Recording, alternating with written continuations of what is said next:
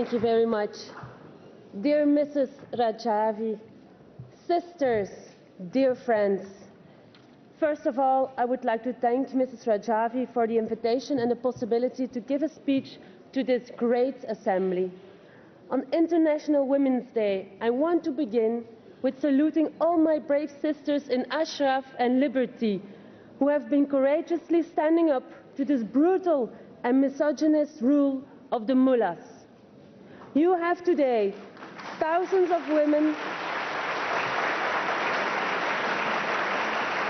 You have today thousands of women in all corners of the world who think of you and who fight for your security and safety and get encouragement from your bravery.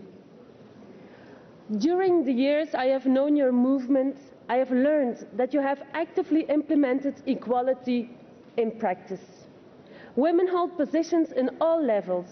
Most of your leadership is composed of women, and we can see today, as a result of your leadership, Mrs. Rajavi, and all the women in this movement, that you have achieved the most unbelievable results in getting your movement and your noble cause known to the international community. The National Council of Resistance of Iran, which is the Iranian Resistance parliament in exile, is composed of more than 50% of women. This is a score that is much higher than any other resistance movement that I have ever seen. In fact, there are very few parliaments, even in the democratic world, who have that high rate of women presence.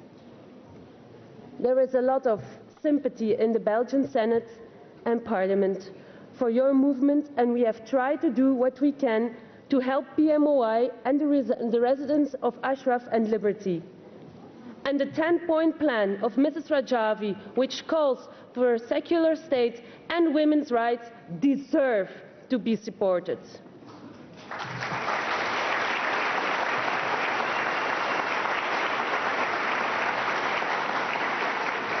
And I also think that our governments in Europe should recognize the opposition and start a formal dialogue with them. I call on my own government to consider that. I feel very sad about the plight of women in Iran. They are repressed and humiliated. They are suppressed by laws on how they dress.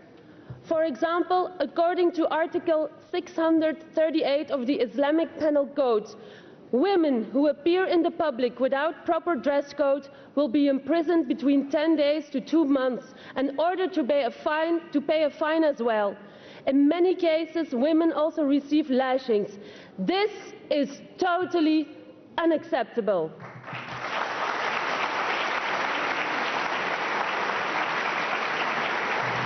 Dear Mrs. Rajavi, dear sisters, dear friends, after the 9th of February attack on Camp Liberty, it is now very clear that the promises of the UN envoy in Iraq, who convinced everyone to move from Ashraf to Liberty for the sake of their own security and safety, was a bluff. The people are ill-treated and there is no long-term solution yet.